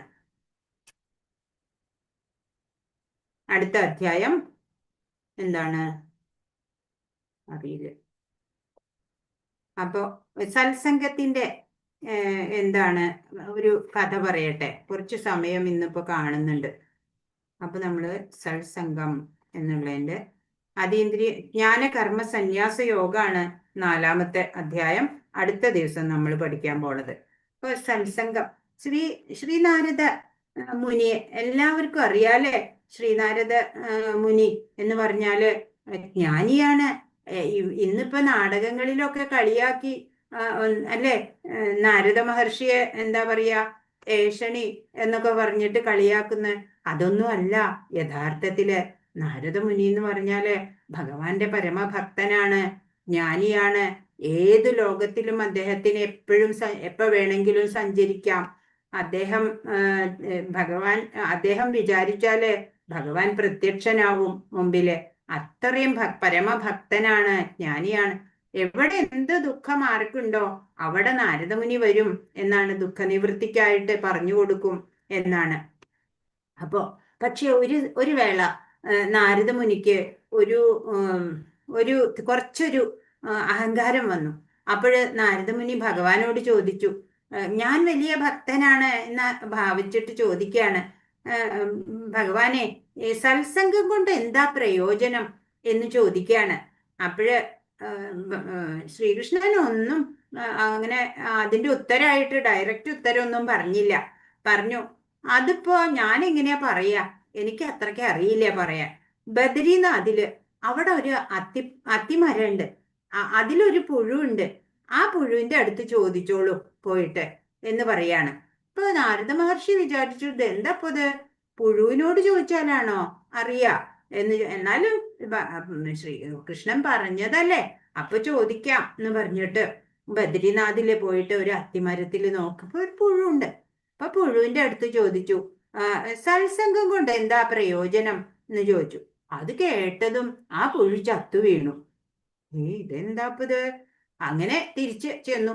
അവിടെ ചെന്നിട്ട് ചോദിച്ചു, ശ്രീകൃഷ്ണ ഇങ്ങനെയാണ് സംഭവിച്ചത്, എന്താ ഇതിന് കാരണം അറിയില്ല എന്ന് പറഞ്ഞു. ഓ അങ്ങനെയാണോ ഉണ്ടായേ? എന്നാ പിന്നെ ഒരു കാര്യം ചെയ്തോളൂ, അയോധ്യയിൽ പോവൂ, അവിടെ ഒരു ബ്രാഹ്മണന്റെ പശു പ്രസവിക്കാറായിട്ടുണ്ട്, ആ കുഞ്ഞിനോട് ചോദിച്ചാ മതി, പറഞ്ഞു തരും എന്ന് പറഞ്ഞു. ആ ശരി പറഞ്ഞു. അങ്ങനെ അവിടെ അയോധ്യയിൽ പോയി, ബ്രാഹ്മണന്റെ പ്രസവിക്കാറായ പശുവുള്ള ബ്രാഹ്മണൻ വേണം. അങ്ങനെ അവിടെ പോയി കണ്ടു, പ്രസവിക്കാറായി. അങ്ങനെ അവിടെ വെയിറ്റ് ചെയ്യുക എല്ലാവരും, നാരദ മഹർഷിയും ആരും കാണാതെ അവിടെ നിൽക്കുന്നുണ്ട്. അങ്ങനെ പശു പ്രസവിച്ചു. മെല്ലെ ആരും കാണാതെ കുഞ്ഞിന്റെ അടുത്ത് ചെന്നിട്ട് ചോദിച്ചു, ഈ സത്സംഗം കൊണ്ട് എന്താ പ്രയോജനം എന്ന് ചോദിക്കാണ്. ആ പശുക്കിടാവ് അപ്പോഴേ ചത്തു. അല്ല പിന്നെ, അപ്പോഴും സങ്കടായി, എന്തോ അതിങ്ങനെ. വീണ്ടും മടങ്ങി ചെന്നു. അവിടെ ചെന്നു പറഞ്ഞു, ഭഗവാനെ ഇത് ശരിയാവില്ല കേട്ടോ, ഞാൻ ഈ ചോദ്യം ചോദിക്കുന്ന എല്ലാവരും ജീവൻ വെടിയാണ് ചെയ്യണത്. അപ്പോ മൂന്നാമത് പറയാണ്, കൃഷ്ണൻ പറഞ്ഞു, കാശി രാജ്യത്തെ തമ്പുരാനുണ്ടല്ലോ, ആ തമ്പുരാന് അനേക വർഷങ്ങളായിട്ട് അനപത്യാണ്. പക്ഷേ ഭാര്യ കുറെ വർഷങ്ങൾക്ക് ശേഷം ഇതാ ഇപ്പോ ഗർഭിണിയായിട്ടുണ്ട്. അവര് പ്രസവിക്കുന്ന കുഞ്ഞിനോട് ചെന്ന് ചോദിച്ചോളൂ എന്ന് പറയാണ്. അപ്പോഴ് നാരദ മഹർഷിക്ക് പേടി. അവിടുത്തെ കാശി രാജ്യത്തെ തമ്പുരാന്റെ ഭാര്യ പ്രസവിക്കുമ്പോ ആ കുഞ്ഞിനോട് ചോദിച്ച മുമ്പ് രണ്ട് അനുഭവം ശ്രീ നാരദമുനിക്കുണ്ട് അല്ലേ? അപ്പൊ ഭയപ്പെട്ടു. പക്ഷെ കൃഷ്ണൻ പറഞ്ഞതല്ലേ, ചെയ്യാതിരിക്കാനും നിവൃത്തിയില്ല. അങ്ങനെ അവിടെ ചെന്നു ഭാര്യ പ്രസവിച്ചു. ആ കുഞ്ഞിനെ ആരും കാണാതെ ആ കുഞ്ഞിന്റെ അടുത്തൊന്ന് എത്തണം. അങ്ങനെ ആ കുഞ്ഞിന്റെ അടുത്ത് എങ്ങനെയൊക്കെയോ എത്തി. അടി ഉറപ്പാന്ന് അറിയാം നാരദമുനിക്ക്, എന്നാലും ഭഗവാൻ പറഞ്ഞതല്ലേ, ചെന്ന് ചോദിച്ചു. അപ്പൊ ചോദിച്ചു, സത്സംഗം കൊണ്ട് എന്താ പ്രയോജനം, ഒന്ന് പറഞ്ഞു തരാമോ എന്ന് ചോദിക്കാണ്. അപ്പൊ പറഞ്ഞു, അങ്ങയെപ്പോലുള്ള ഭക്തനെ കണ്ടതിനാലാണ്. ആദ്യം ഞാനൊരു പുഴുവായിരുന്നു, പിന്നീട് ഞാനൊരു പശുക്കുട്ടിയായി, ഇപ്പോഴോ രാജകുമാരനുമായി എന്ന്. അപ്പോ സത്സംഗം കൊണ്ട്, അല്ലെങ്കിൽ ഭക്തരുമായിട്ടുള്ള വ്യവഹാരം കൊണ്ട്, ഭക്തനുമായിട്ടുള്ള കൂടിച്ചേരൽ കൊണ്ട് നമുക്ക് വളരെ ശ്രേയസ് ഉണ്ടാവും, ജീവിതത്തില് പരിപൂർണത ഉണ്ടാവും എന്ന് കാണിക്കുന്ന ഒരു കഥയാണ്.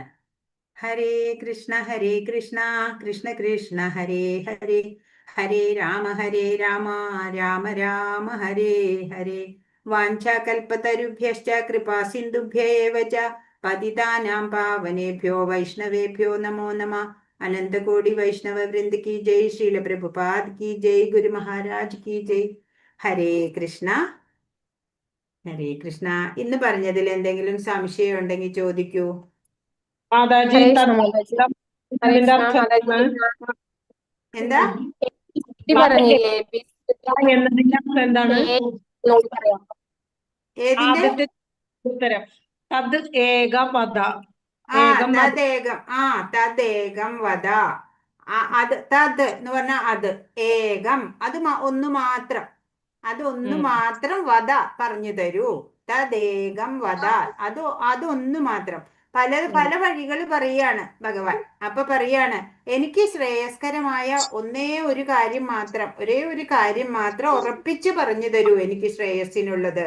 തദേകം വദ, അതൊന്നു മാത്രം.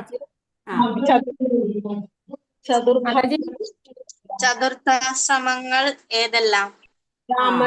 ബ്രഹ്മചര്യം, ഗൃഹസ്ഥം, വാനപ്രസ്ഥം, സന്യാസം. അതെ, ബ്രഹ്മചര്യം, ഗാർഹസ്ഥ്യം, വാനപ്രസ്ഥം, സന്യാസം.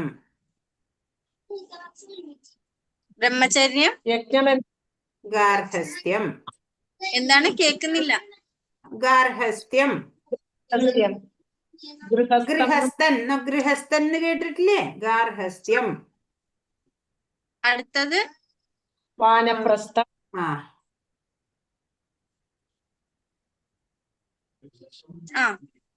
സന്യാസം.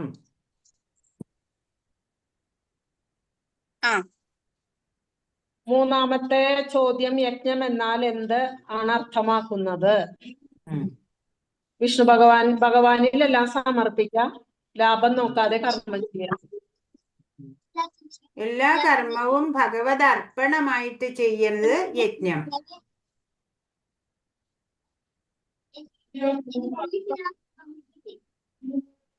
ഹരേ കൃഷ്ണ മാതാജി. മാതാജി ABCD കാര്യങ്ങൾ പറഞ്ഞില്ല, അതിൽ എ എന്താണോ ഒന്നുകൂടി പറയാമോ? ABCDയോ? എ എന്താണെന്ന് ഒന്നുകൂടി പറയാമോ? എ അസോസിയേഷൻ ഓഫ് ഡിവോട്ടീസ്, ഭക്തരുമായിട്ടുള്ള സംഘം. നാലാമത്തെ ചോദ്യം, 4 യുഗങ്ങളെല്ലാം സത്യയുഗം, ത്രേതായുഗം, ദ്വാപരയുഗം, കലിയുഗം. അതെ. അടുത്തത് എല്ലാവരും നോട്ട് ചെയ്യണം കേട്ടോ. ചോദ്യത്തിന്റെ ഉത്തരം പറയുമ്പോ എല്ലാരും നോട്ട് ചെയ്തോളൂ.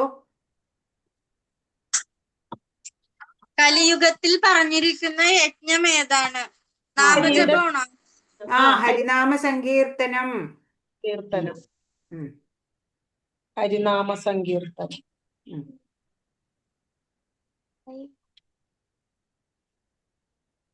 മനസ്സിലാവുന്നുണ്ടോ? ക്ലാസ് എടുക്കുന്നത് നിങ്ങൾക്ക് മനസ്സിലാവുന്നുണ്ടോ? കലിയുഗത്തിൽ പറഞ്ഞിരിക്കുന്ന ഹരിയുടെ നാമങ്ങൾ. ത്രിഗുണങ്ങൾ ഏതെല്ലാം? പ്രകൃതിയുടെ 3 ഗുണങ്ങൾ ഏതൊക്കെയാ? സത്വഗുണം, രജോ ഗുണം, തമോ ഗുണം.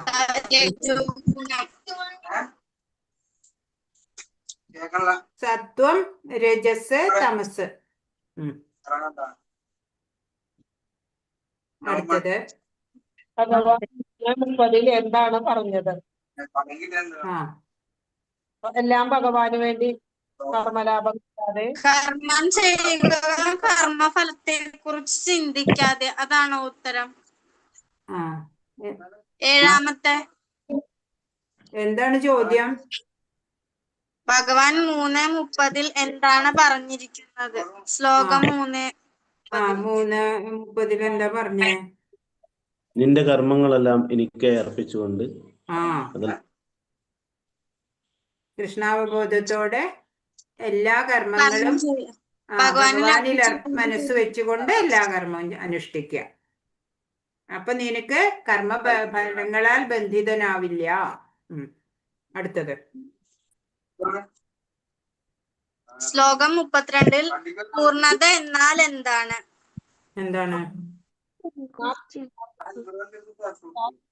മാതാജി, ഭഗവാന്റെ നിർദ്ദേശാനുസരണം പ്രവർത്തിക്കുക, അല്ലെ? ജീവിക്കുക, അതല്ലേ വേണ്ടത്? അതിന്റെ പരിപൂർണതയ്ക്ക്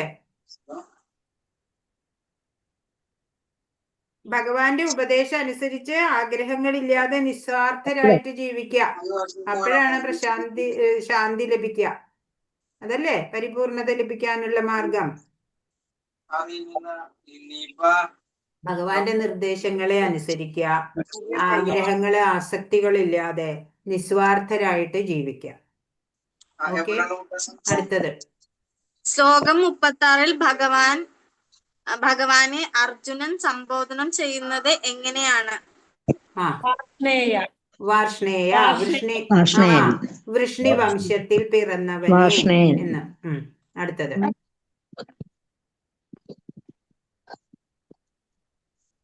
കഴിഞ്ഞോ? ഇഹലോകത്തിലെ ശത്രു എന്താണ്?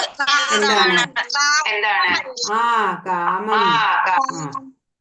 പിന്നെ അടുത്തത് കൂടിയ കണ്ണാടി പൊടി മൂടിയ കണ്ണാടി എന്തിനെ സൂചിപ്പിക്കുന്നു? ഉണ്ട് അഴുക്ക് അങ്ങനെയല്ലേ? അല്ല, ജീവാത്മാവിനെ മറയ്ക്കുന്ന കാമം, അതിന്റെ ഉപമയാണ് ഇത് പറഞ്ഞിരിക്കുന്നത്. കണ്ണാടി, പുക കൊണ്ട് മൂടുന്ന തീയിനെ, പൊടി കൊണ്ട് മൂടുന്ന കണ്ണാടി, ഗർഭാശയ ഭിത്തി കൊണ്ട് മൂടുന്ന ഗർഭസ്ഥ ശിശു എന്നൊക്കെ ഉദാഹരണം പറഞ്ഞിരിക്കുന്നത്. ഒന്നുകൂടി പറയാവോ? ആ, ജീവാത്മാവിനെ മറക്കുന്ന മറയ്ക്കുന്ന കാമം. അതെ. ഹരേ കൃഷ്ണ. അടുത്തത് കാമത്തിന്റെ ഇന്ദ്രിയങ്ങൾ, മനസ്സ്, ബുദ്ധി. അതെ, പെട്ടെന്ന് പറഞ്ഞോളൂ, സമയായി. അടുത്തത്